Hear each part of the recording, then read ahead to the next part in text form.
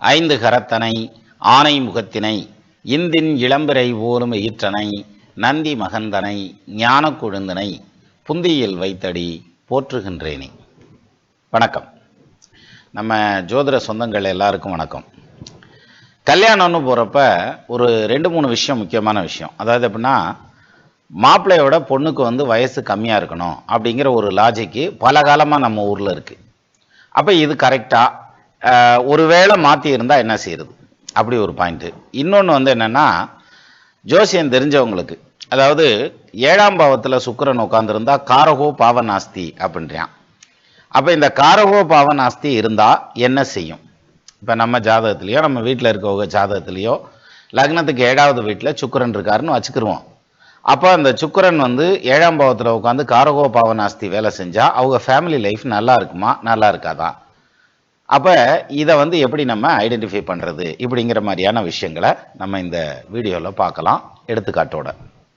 சரி, இப்போது காரகோ பாவநாஸ்தி அப்படின்னா என்ன அப்படின்னாக்கா, அது வேற ஒன்றும் இல்லை. 9ஆம் இடம் தகப்பனாரை குறிக்கக்கூடிய ஸ்தானம். லக்னத்துக்கு 9ஆம் இடம்ங்கிறது அப்பாவை பற்றி சொல்கிற ஸ்தானம்.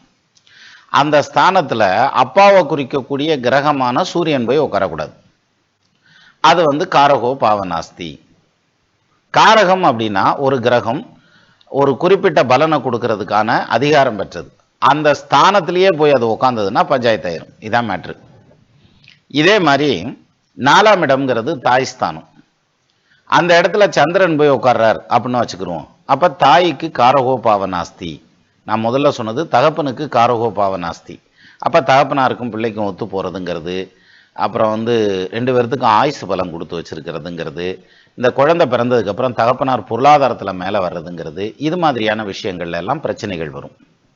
அப்போது ஒரு பக்கம் காரகோ பாவநாஸ்தி, 9ஆம் இடத்துல சூரியன் இருந்தால், 4ஆம் இடத்துல சந்திரன் இருந்தால், இப்படியெல்லாம் சொல்லிட்டு வரோம். இன்னும் நிறைய சொல்லிட்டே போகலாம். 5ஆம் இடத்துல குரு இருந்தால், 8ஆம் இடத்துல சனி இருந்தால், இப்படிலாம் வரும். இதில் 7ஆம் பாவத்தில் சுக்கிரன். சுக்கிரன் மனைவியை அல்லது கணவனை குறிக்கக்கூடிய கிரகம். அஃப்கோர்ஸ் நாடி ஜோதிடத்தில் செவ்வாய் தான் கணவனை குறிக்கும் அப்படின்னு சொல்லுவாங்க. அது இருக்கட்டும். அதுக்கு காரணம் என்ன அப்படின்னா, நாடி ஜோதிடத்தில் பலன் எடுக்கிறப்ப குரு ஜாதகனை குறிக்கக்கூடியது அப்படின்னு எடுத்துக்கிறோம். அசுரகுருவான தேவகுருவான பிரகஸ்பதி ஆம்பளை பிள்ளை ஜாதகத்தில் அந்த ஜாதகனை குறிக்கக்கூடியது. ஆனால் பொம்பளை பிள்ளை ஜாதகத்தில் அசுரகுருவான சுக்கிரன் அவர் பொண்ணை குறிக்கக்கூடியது, அந்த ஜாதகியை குறிக்கக்கூடியதுன்னு எடுத்துக்கிறோம். அதனால செவ்வாயை அப்படி மாற்றி வச்சிருக்காங்க. எதுக்கு? களத்திரக்காரகன். அதனால பொதுவாக இருக்கட்டும். நம்ம பராசரர் மெத்தடில் எடுத்துக்கிட்டோம்னாக்கும் சுக்கிரன் ஆணுக்கும் பெண்ணுக்கும் களத்திரக்காரகன். அப்பேற்பட்ட அந்த சுக்கிரன் ஒரு பொண்ணோட ஜாதகத்திலே ஆகட்டும் அல்லது ஆணுடைய ஜாதகத்திலே ஆகட்டும் லக்னத்துக்கு 7வது வீட்டில் போய் உட்காந்தா அங்கே காரகோ பாவநாஸ்தி வேலை செய்யும்.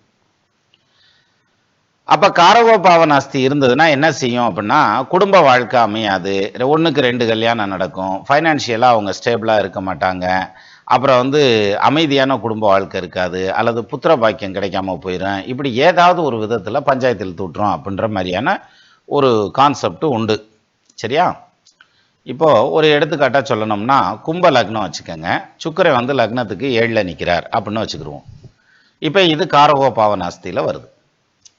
அப்போ இந்த மாதிரி 7ஆம் இடத்துல ஏதாவது ஒரு கிரகம் உட்காந்துருந்தா பிரச்சனை இல்லை. இப்போ ராகுவோ கேதுவோ சனியோ அல்லது செவ்வாயோ உட்காந்துருந்துச்சுன்னா அது வேற மாதிரியான இம்பேக்டை ஏற்படுத்தும்.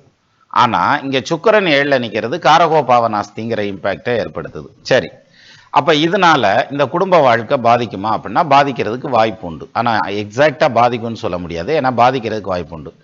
என்னன்னா, இப்போ இந்த லக்னத்தை பொறுத்த வரைக்கும் சரி, ஆனால் எல்லா லக்னத்துக்கு இது மேட்ச் ஆகாது. ஃபார் எக்ஸாம்பிள், இப்போ மேஷ லக்னம்னு வச்சுக்கோங்க, சுக்கிரன் 7ல் இருக்காருன்னு வச்சுக்கிடுவோம். இவங்களுக்கு ஒன்றும் பிரச்சனை எல்லாம் இல்லை. சுக்கிரன் 7ல் நிற்கிறதுங்கிறது காரகோ பாவநாஸ்தி வராது. ஏன் வராது? 7ஆம் இடத்துல சுக்கிரன் ஆட்சி பெற்ற நிலையில் மாளவியா யோகத்தில் நிற்கிறார், அவர் தோஷத்தில் நிற்கலை. அப்போ மாளவியா யோகம்ங்கிறது பஞ்சமகா புருஷ யோகத்தில் ஒரு யோகம். அப்பேற்பட்ட யோகம் வந்திருந்துங்கிறதுனால இது யோகத்தையும் பேசுமே தவிர தோஷத்தை பேசாது. அதனால் இந்த இடத்துல காரகோ பாவநாஸ்தி ஆஃப் பண்ணிக்கிறோம். அதே மாதிரி இப்போ ரிஷபத்தில் சுக்கிரன் இருக்கிறார், லக்னம் விருச்சக லக்னம்னு வச்சுக்கோங்களேன். இங்கேயும் 7ஆம் இடத்துல சுக்கிரன் இருப்பார். இந்த ஜாதகர்களுக்கும் காரகோ பாவநாஸ்தி வேலை செய்யாது. சுக்கிரன் 7ல் நிற்கிறதுங்கிறது பாதிக்காது. சரி, இதே மாதிரி லக்னம் வந்து கன்னியா லக்னமாக வச்சுக்கோங்க, 7ஆம் இடத்துல சுக்கிரன் உச்சம்னே வச்சுக்கிருவோம். இப்போ வந்து காரகோபாவனாஸ்தி வேலை செய்யுமா அப்படின்னா, இந்த மீனம்ங்கிறது கன்னி லக்னத்துக்கு பாதகஸ்தானமாக இருந்தாலும் அங்கே போய் அவர் உச்சமாய் நிற்கிறதுங்கிறதுனால பாக்யாதிபதி தன பாக்யாதிபதி 2 9க்கு அதிபதிகள் சுக்கிரன், அவர் போய் 7ல் உச்சம் பெற்ற நிலையில் பாதகஸ்தானத்தில் நிற்கிறனால பாதகம் எதுவும் வந்துடாது. அப்போ இவங்களுக்கு காரகோபாவனாஸ்தி வேலை செய்யாது. அப்போ பாருங்க, மேஷ லக்னம், துலா லக்னம், கன்னியா லக்னத்துக்காரர்களுக்கு 7ஆம் பாவத்தில் சுக்கிரன் இருக்கிறதுங்கிறது ஒரு பஞ்சாயத்தும் இல்லை. ஆனால் காரகோபாவனாஸ்தின்னு ஒரு பாயிண்ட்டை சொல்லிக்கிட்டே இருக்கோம் நம்ம. சரி, அப்போ மற்ற லக்னத்தில் பிறந்தவங்களுக்கெல்லாம் இந்த காரகோபாவனாஸ்தி வேலை செய்யுமா அப்படின்னாக்க செய்யலாம், செய்யாமலும் போகலாம் அப்படின்ற மாதிரியான அமைப்பு. என்ன காரணம்? இப்போ மகர லக்னம் எடுத்துக்கோங்க, 7ஆம் இடத்துல சுக்கிரன் இருக்கார். இவருக்கு வந்து காரகோபாவனாஸ்தி இருக்கா அப்படின்னாக்கா ஆமாப்பா இருக்குப்பா, காரகோபாவனாஸ்தி வேலை செய்யும் அப்படின்னு எடுத்துக்கிடலாம். இப்போ இங்கே கூட சந்திரன் உட்காந்துருக்காருன்னு வச்சுக்கிடுவோம். இப்போ சுக்கிரனும் சந்திரனும் சேர்ந்து கடகத்தில் உட்காந்துருக்காங்க. லக்னம் வந்து மகர லக்னம். அப்போ 7ஆம் இடத்துல சுக்கிரன் இருக்காரே, இங்கே காரகோபாவனாஸ்தி வேலை செய்யாதா அப்படின்னா வேலை செய்யாது. ஏன்னா இங்கே சுக்கிரனும் சந்திரனும் சேர்ந்து உட்காந்துருக்கக்கூடிய ராஜ யோகமே இருக்குது. எப்படி சொல்லலாம்? மிக்கதாய மதிக்கு வெள்ளி கேந்திரம் இருக்க, மதினா சந்திரன், வெள்ளின்னா சுக்கிரன், ரைட்டா? இவங்க 2 பேரும் ஒருத்தருக்கு ஒருத்தர் கேந்திரத்தில் இருந்தா 2 பேரும் ஒரே கேந்திரத்தில் இருக்காங்க, லக்னத்துக்கும் கேந்திரத்தில் இருக்காங்க. அப்போ என்ன ஆகும்னா சுக்கிரனும் சந்திரனும் ஒன்று சேர்ந்து 7ஆம் பாவத்தில் நிற்கிது. இந்த ஜாதகத்துக்கு காரகோபாவனாஸ்தி வேலை செய்யாது. சரிப்பா, இப்போ சந்திரன் இங்கே இல்லை, அவர் எங்கேயோ ஒரு பக்கம் உட்காந்துருக்காருன்னு வச்சுக்கிருவோமே. இப்போ காரகோபாவனாஸ்தி வேலை செய்யுமா அப்படின்னா செய்யும். ஆனால் அதே சமயத்தில் இந்த 7ல் இருக்க சுக்கிரனை குரு பார்க்குறாருன்னு வச்சுக்கோங்க. இப்போ மீனத்திலிருந்து பார்க்கலாம், விருச்சகத்திலிருந்து பார்க்கலாம், மகரத்திலிருந்து நீசம் பெற்றே கூட பார்க்கலாம். இப்படி இந்த சுக்கிரன் வந்து குரு பார்வையில் வந்து படுதுன்னு வச்சுக்கோங்க, அப்போவும் காரகோபாவனாஸ்தி வேலை செய்யாது. சரியா? இன்னொரு பாயிண்ட் என்னன்னா, பாக்யாதிபதினு சொல்லக்கூடியவன் 9க்கு அதிபதி. இப்போ புதன் வந்து இந்த சுக்கிரனோட கூட இருக்கார் அப்படின்னு வச்சுக்கிடுவோம். சுக்கிரனை பார்க்கறது கஷ்டம் புதன், அதனால சுக்கிரனோட கூட இருக்கார். இப்போ இந்த மகர லக்னத்துக்கு 7ல் சுக்கிரன் உட்காந்துருக்காரு, இது காரகோபாவனாஸ்தியா அப்படின்னா இல்லை. ஈவன் குரு பார்க்கலன்னா கூட இந்த சுக்கிரன் வந்து 9க்கு அதிபதியோட சேர்ந்திருக்கிறார், அதனால இதில் காரகோபாவனாஸ்தி வேலை செய்யாது. இப்போ அடுத்த பாயிண்ட் இங்கே வரியா, 9க்கு அதிபதி கூடையும் சேரலை, 5க்கு அதிபதி கூடையும் சேரலை, குருவும் பார்க்கல, நீ சொல்கிற கான்செப்ட் எதுவும் ஒத்து வரல, தனிச்ச சுக்கிரன் வந்து 7ஆம் பாவத்தில் நிற்கிறார், அப்போ பாதிக்குமா அப்படின்னா அப்போவும் பாதிக்கிறதுக்கு வாய்ப்பு உண்டுன்னு தான் சொல்லணுமே தவிர பாதிக்கும்னு வராது. ஏப்பா அப்படின்னாக்க அந்த 7ல் நிற்கிற சுக்கிரன் தன்னுடைய திசையை நடத்தணும். அது எப்போ திசை நடத்தணும்? கல்யாணம் ஆகி ஒரு 5-6 வருஷத்தில் வரணும். அந்த வாழ்க்கை வாழக்கூடிய காலம்னு சொல்லக்கூடிய ஒரு 45-50 வயசு வரைக்கும் அந்த சுக்கிர தசை வராமல் இருந்தாலே போதுமானது. அது வாட்டுக்கு பிரமாதமாக ஓடிடும். ஈவன் 7ல் சுக்கிரன் இருந்து ஈவன் பாவகிரகத்தோடையே இருந்தாலும் பிரச்சனை இல்லை. அப்போது இந்த சுக்கிரன் 7ஆம் பாவத்தில் நின்றுட்டாலே காரகோபாவனாஸ்தி அப்படிங்கிற பாயிண்ட்டுக்கு போகக்கூடாது, அது சரியாக வராது. ஆனால் அதே சமயத்தில் 7ல் நிற்கிற சுக்கிரன் யோகத்தையும் கொடுப்பதற்கு அதிகாரம் பெற்றவர் இப்படிங்கிற பாயிண்ட்டை மறந்துடக்கூடாது. இன்னொன்று வந்து சார், கல்யாணத்தில் வந்து தன்னை விட வயசு குறைவான பையனை கல்யாணம் பண்ணுறாங்க, அல்லது தன்னை விட வயசு மூத்த பெண்ணை கல்யாணம் பண்ணுறாங்க. இப்போ நார்மலாக வயசு வருஷம் நம்ம இப்படி திருப்பி வச்சுக்கோங்க, மாப்பிள்ளைக்கு வயசு கூட இருக்கணும், பொண்ணுக்கு வயசு கம்மியாக இருக்கணும். ஈவன் உயரத்தில் கூட அப்படித்தான் நம்ம தேடுவோம். சரி, அப்போ மாப்பிள்ளைக்கு வயசு கம்மியாக இருக்குது, பிள்ளைக்கு வயசு கூட இருக்குது அப்படிங்கிறது எதிர்மறையானது, ரைட்டா? இது மாதிரியான பொசிஷனில் திருமணம் பண்ணலாமா அப்படின்னா தாராளமாக பண்ணலாம். இது வந்து மனசை பொறுத்த விஷயம் தானே தவிர சாஸ்திரம் இந்த இதுக்கு வந்து எங்கேயும் குறுக்க நிற்கலை, இதில் ஜோதிடம் நிற்கலை. சரியா? அப்போது நீ வந்து உன்னை விட வயசு மூத்த ஒரு பொண்ணை கல்யாணம் பண்ணக்கூடாது, உன்னை விட வயசு கம்மியான ஒரு பையனை நீ கல்யாணம் பண்ணக்கூடாது அப்படின்னு எந்த இடத்துலையும் ஜோதிடத்தில் கொடுக்கல. அது கூட குறைச்சிருக்கலாம், ஒன்றும் இல்லை. இது வந்து மனசை பொறுத்த விஷயம். அவங்களால ஏற்றுக்க முடியும் அப்படின்னா தாராளமாக பண்ணலாம், முடியாதுன்னா பேசாமல் விட்டுட்டு வேறு வேலை இருந்தால் பார்க்கலாம். சரியா?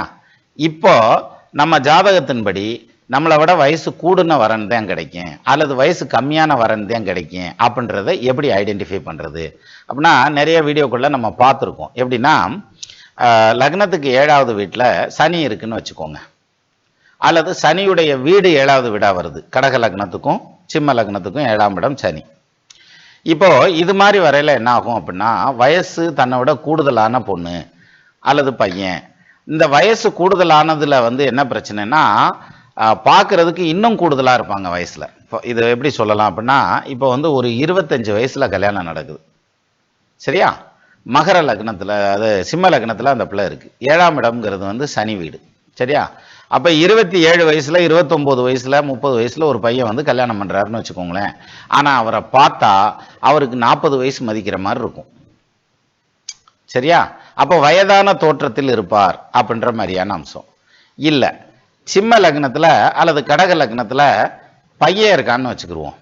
இப்போ பொம்பளை பிள்ளை அமையறதுங்கிறது 7வது வீடு சனி வீடு, அல்லது வேற லக்னங்கள் எது வேணாலும் எடுத்துக்கிட்டு 7ல் சனி இருக்காருன்னு வச்சுக்கிருவோம். இப்போ அமையக்கூடிய வரன் அப்படின்னு எடுத்துக்கிட்டா தன்னை விட வயசுல மூத்தவங்களை கல்யாணம் பண்றதுக்கான வாய்ப்பு உண்டு. சார் நல்லா மறுபடியும் கவனிங்க, வாய்ப்பு உண்டுன்னு தான் சொல்லியிருக்கேனே தவிர 7ல் சனி இருந்தால் அல்லது 7வது வீடு சனி வீடா வந்தால் உனக்கு உன்னை விட மூத்த மனைவி தான் வருவாள் அப்படின்ற மாதிரியான பாயிண்ட்ல சொல்லலை. ஏன்னா அப்படி சொல்ல முடியாது. இப்படி வர்றதுக்கு வாய்ப்பு இருக்கு. சரி, அப்ப இளமையான மனைவி வரணும் அப்படின்னா, அல்லது கணவர் வந்து மனைவியை காட்டிலும் வயசு கம்மியா இருக்கணும் அப்படின்னா ரொம்ப சிம்பிள். 7வது வீட்டில் சுக்கிரன், 7வது வீட்டில் புதன், இது மாதிரியான கிரகங்கள். இன்னும் கூட சந்திரனை கூட எடுத்துங்க. சந்திரன் 7ல் இருந்துச்சுன்னா தன்னை விட வயது குறைவான, தன்னை விட அழகான ஒரு மனைவி அல்லது கணவன் வாழ்க்கை துணை வர்றதுக்கான வாய்ப்பு உண்டு. சரியா? இதனால தான் ஐயா ஜோசியத்தை நம்ப முடியல. 7ல் சந்திரன் சுக்கிரன் புதன் இருந்தால் அழகான மனைவின்றீங்க, நான் இந்த ஏன் கல்யாணம் பண்ணியிருக்கேன் அப்படின்ற மாதிரி பிளாஷ்பேக்கில் போயிடாதீங்க. அப்படி இல்லை. இந்த 7ஆம் இடத்துல இருக்கிற சுக்கிரனோ புதனோ சந்திரனோ பாவர்கள் சம்பந்தம் இல்லாமல் இருந்ததுன்னா அந்த மாதிரி அமையும். சரியா? பாவர் சம்பந்தம் இருந்தால் அதுக்கு தகுந்த மாதிரி டிகாஷன் கொஞ்சம் கூடுதலாக இருக்கும். அவ்வளோதான் விஷயம். சரி, இப்போ இந்த 7ஆம் பாவத்தில் இந்த சுக்கிரனோ புதனோ சந்திரனோ இருந்ததுன்னா அவங்களுக்கு கொஞ்சம் கூடுதலான இதுனா வயசு கம்மியான, பார்க்குறதுக்கு நல்ல லட்சணமான, அழகான, ஹேண்ட்ஸமான, பியூட்டிஃபுல்லான வாழ்க்கை துணை அமையறதுக்கு வாய்ப்பு இருக்குது அப்படின்ற மாதிரியான பாயிண்ட்டு. அப்போது நம்ம ஜாதகத்தில் வந்து 7ஆம் பாவத்தில் சுக்கிரன் உட்காந்துருக்கு, அதனால காரகோ பாவனாஸ்தி வாழ்க்கை கெட்டு போயிருங்கிற பாயிண்ட்டுக்கும் வரக்கூடாது. அதே சமயத்தில் வயசு வித்தியாசம் கொஞ்சம் முன்ன பின்ன இருந்ததுன்னா அதனால் பண்ணலாமா வேண்டாமான்னா தாராளமாக பண்ணலாம். அதை பற்றி ஜோதிடம் எங்கேயும் குறுக்க நிற்கலை எனக்கு தெரிஞ்ச வரைக்கும். அடுத்த பாயிண்ட் வந்து பார்த்தீங்கன்னா, இந்த இது தசை நடக்கணும், சுக்கிர தசை நடக்கணும். மற்ற லக்னத்துக்காரங்களாக இருந்தால் அதில் தசை நடந்ததுன்னா அந்த சுக்கிர தசையில் பாதிப்புகள் வர்றதுக்கான வாய்ப்பு உண்டு அப்படின்னு எடுத்துக்கிடலாம். சரி, இப்போ நம்ம பார்த்ததெல்லாம் ஒரு சம்மரியாக வந்து ஒரு ஜாதகமாக பார்த்தோம்னா கொஞ்சம் மனசில் ஈஸியாக நிற்கும். இப்போ பாருங்க, ஸ்க்ரீனில் வர்ற இந்த ஜாதகத்தை எடுத்துங்க. இது வந்து ஒரு பொண்ணோட ஜாதகம். இவங்களுக்கு வந்து லக்னமாக வந்திருக்கிறது, அதாவது 1986 பிப்ரவரி 4ஆம் தேதி 6:45 PM திண்டுக்கல்ல வந்ததுன்னு வச்சுக்கோங்க. ஏன்னா அப்போ தான் கன்ஃபியூஷன் வராது, அதனால தான். சரி, இப்போ கடக லக்னம். கடக லக்னத்துக்கு 7ல் சூரியன் புதன் சுக்கிரன் எல்லாரும் உட்காந்துருக்காங்க. இப்போ பாருங்க, 7ஆம் பாவத்தில் சூரியன் உட்கார்ந்துருக்கார், அவர் குடும்பஸ்தானாதிபதி, அது பிரச்சனை இல்லை. 7ல் புதன் உட்கார்ந்துருக்காரு, அது கூட பிரச்சனை இல்லை. 12 3க்கு அதிபதிகள் 7ல் உட்காரலாம், கேந்திர பலம் பெறலாம், தப்பு இல்லை. கேந்திரத்தில் பாவர்கள் தான் உட்காரணும். அடுத்தது சுக்கிரன் உட்கார்ந்துருக்கார், இங்கே தான் காரகோ பாவனாஸ்தி வேலை செய்யுது. சரி, ஒருவேளை பரிவர்த்தனை இருக்குமா? பரிவர்த்தனை இல்லை. எது? 7ஆம் இடத்துல பரிவர்த்தனை இல்லை. அப்போது 7ல் புதன் சூரியன் சுக்கிரன் 3 பேர் உட்காந்துருக்காங்க. இப்போ பாருங்க, இந்த ஜாதகத்துக்கு வந்து பொண்ணு திருமணம் அப்படிங்கிறது வந்து பார்த்தீங்கன்னா ரொம்ப லேட்டாக தான் நடந்தது. கிட்டத்தட்ட எந்த வயசுனா 30 வயசு, அரௌண்டு 30 ஆர் 31 அந்த ரேஞ்சில் தான் வந்து கல்யாணமே கூடுச்சு இந்த பொண்ணுக்கு. இப்போது இந்த கல்யாணம் கூடுறதுக்கு லேட்டானதுக்கு என்ன காரணம் அப்படின்னு எடுத்துக்கிட்டா ரொம்ப சிம்பிள். 7ஆம் பாவத்தில் பாவ கிரகங்கள் நிற்கிறதுங்கிறது ஒரு கணக்கு. ரெண்டாவது, கடக லக்னத்துக்கும் சிம்ம லக்னத்துக்கும் 7க்கு அதிபதியான சனி கேந்திர திரிகோண பலம் பெறக்கூடாது. 6 8 12க்கு போகலாம், வக்ரமாகலாம், ராகு இதோட சேரலாம். இவர் என்ன பண்ணுறாருன்னா, சனி வந்து 5ஆம் பாவத்தில் திரிகோண பலம் பெற்று நிற்கிறார், அதனாலையும் கல்யாணம் லேட் ஆகும். சரி, மொத்தத்தில் கல்யாணம் நடக்குமா அப்படின்னா குடும்பஸ்தானத்தை குரு பார்க்குறார், 12ஆம் இடத்தை குரு பார்க்குறார். அப்போ இல்லற சுகத்தையும் கொடுக்கணும், குடும்ப சுகத்தையும் கொடுக்கணும். அப்படிங்கிறதுனால நிச்சயமாக கொடுத்துரும். ஏன்னா சுகஸ்தானத்தையும் குரு பார்க்குறார். அப்போது இந்த ஜாதகத்தில் வந்து கல்யாணம் லேட்டானதுக்கான காரணம்னு எடுத்துட்டா 7ல் நிற்கிற சுக்கிரன் ப்ளஸ் பாவகிரகமான சூரியன் புதன் இந்த காம்பினேஷன் இருக்கிறதுங்கிறது கல்யாணம் லேட்டானது. ரெண்டாவது, சனி வந்து திரிகோணத்தில் நிற்கிறது கல்யாணத்தை லேட் பண்ணுது.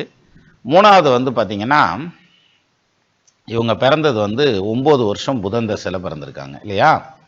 அதுக்கப்புறம் கேது தசை ஒரு 7 வருஷம், அதுக்கப்புறம் சுக்கிர தசை ஒரு 20 வருஷம். அப்போ 16 வயசுலேருந்து 36 வயசு வரைக்கும் சுக்கிர தசை. இந்த 16 வயசுல இருந்து இவங்களுக்கு நடந்த அந்த சுக்கிர தசையில் ஒரு 10 வருஷத்தை கூட்டுங்க, 26 இல்லையா? அந்த 26 வயசு வரைக்கும் கல்யாணம் நடக்கலை.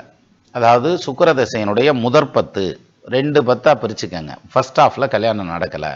ஆனா செகண்ட் ஹாஃப்ல கல்யாணம் நடந்து குழந்தை குட்டிகளோட சந்தோஷமா நல்லபடியா இருக்காங்க. இதுல பியூட்டி என்னன்னா, ஒரு 2 வருஷம் தன்னை விட வயசு கம்மியான ஒரு மாப்பிள்ளையும் கல்யாணம் பண்ணியிருக்காங்க. காரணம் 7ல புதன், புதன் இளமையான கிரகம்மா. 7ல சுக்கிரன் அழகான மணமகன் அப்படின்னு சொல்லுவாங்க. 7ல சூரியன் நல்ல வருமானத்தோடு கூடிய கௌரவமான வீட்டில இருந்து, மரியாதையான வீட்டில இருந்து, பாரம்பரியமான ஒரு குடும்பத்தில இருந்து வந்த ஒரு மணமகனை கைப்பிடிக்கிறாங்கங்கிற மாதிரியான அமைப்பு. அப்போ இதுல எதுக்கு இந்த பாயிண்ட் சொல்ல வரேன் அப்படின்னா, 7ல சுக்கிரன் இருக்கா உடனே ஃபங்க் ஆகி உட்காந்துடக்கூடாது. என்ன தோஷம் வேணாலும் இருக்கட்டும்யா, 2ல இருக்கட்டும், 7ல இருக்கட்டும், 8ல இருக்கட்டும், 12ல இருக்கட்டும், 15 20ல கூட இருக்கட்டும்யா, என்ன தோஷம் வேணாலும் இருக்கட்டும். ஆனா அத்தனை தோஷத்துக்கும் நிவர்த்தி அப்படின்னு ஒண்ணு அந்த ஜாதகத்திலேயே இருக்கும். நான் எல்லோரும் என்னிடம் வாருங்கள், நான் பரிகாரம் செய்து உங்களை காப்பாற்றுகிறேங்கிற பாயிண்ட்டுக்கு போல. நான் அந்த பாயிண்ட்டுக்குள்ளேயே போக மாட்டேன். விஷயம் என்னன்னா, அதுக்கான தீர்வு அந்த ஜாதகத்துக்குள்ளேயே இருக்கும். சரியா? நம்ம அதாவது கழிக்க வேண்டியது என்ன அப்படின்னா, பரிகாரம் செஞ்சு தோஷத்தை கழிக்க வேண்டியதில்லை, கேலண்டரை கழிக்க வேண்டியது இருக்கும். அதாவது எப்படின்னா, இவ்வளவு காலம் முடிஞ்சதுக்கப்புறம், இந்த புத்தி வந்ததுக்கப்புறம், இந்த டிரான்சிட்ல இப்படி கல்யாணம் நடக்கும், அல்லது ஒரு தொழில் உருவாகும், அல்லது ஒரு குழந்தை பாக்கியம் கிடைக்கும், அல்லது இது நிம்மதியான ஒரு பொசிஷனுக்கு வருவாங்க, சொத்து வாங்குவாங்க, கார் வாங்குவாங்க, இப்படிலாம் இருக்கு இல்லையா? இந்த நிகழ்வுகளுக்கு ஒரு டேபிள் கொடுத்துருப்பான். அதைத்தான் தசாபுத்திங்கிறோம்.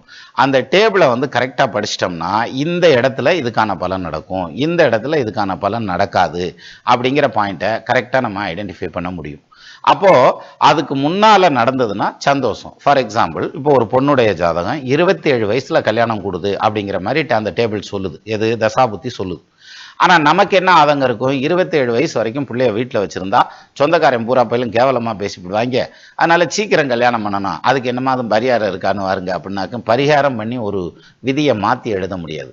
முருகப்பெருமானுடைய திருவடி பட்டா மட்டும்தான் நம்ம தலையெழுத்து மாறுமே தவிர வேற எந்த வகையிலையும் மாறும்னு நாம் படித்து அறிஞ்சதில்லை. செயல்பட்டழிந்தது செந்தூர் வயற்பொழில், தென்கடம்பின் மால்பட்டழிந்தது பூங்குடியார் மண்மனம், மாமயிலோன் வேல்பட்டழிந்தது வேலையும் ஜூரனும் வெறுப்பும் அவன் கால்பட்டழிந்தது இங்கு என் தலைமையில என் கையெழுத்தேன்னு அருணகிரிநாதர் பாடுறார். அப்போ அந்த தலையெழுத்தை மாறணும்னா இறை அருள் அது வேணும். இறை அருளுக்கு என்ன? படைச்சவங்காலில் போய் நெட்டா விழுந்துட வேண்டியதான். நீங்கள் குல தெய்வத்தை கும்பிடுங்க, இஷ்ட தெய்வத்தை கும்பிடுங்க, ராசிக்கான தெய்வத்தை கும்பிடுங்க, அல்லது திசைக்கான தெய்வத்தை யாரை வேணாலும் கும்பிடுங்க. ஆனால் உங்களுடைய பக்தி உண்மையானதாக இருந்தால் அது முன்னக்கூட்டியே நடக்கலாம், அல்லது கொஞ்சம் காலம் இழுக்கலாம். என்னை பொறுத்த வரைக்கும் இந்த கேலண்டர் மேட்ச் ஆகிறப்ப பர்ஃபெக்டாக எல்லாம் மேட்ச் ஆகி கல்யாணம் முடிஞ்சிடும், அல்லது நீங்கள் எதிர்பார்க்கிற பலன் நடந்துடும். சரியா? அப்போது 7ல சுக்கிரன் இருக்கா, பயப்பட வேண்டாம். தோஷம் இருக்கா, பயப்படவே வேண்டாம். நிச்சயமாக அதுக்கு தீர்வு இருக்கும். சாமியாராக போகக்கூடிய ஜாதகம் அப்படிங்கிறது லட்சத்தில் ஒரு ஜாதகம் தான் வரும். அதனால் கல்யாணம் இல்லாமல் இருக்கிறதுங்கிறது லட்சத்தில் ஒன்று தான் இருக்கும். அப்படி போயிடாது.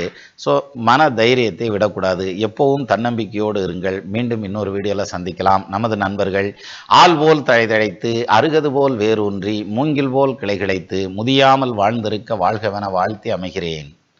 வணக்கம்.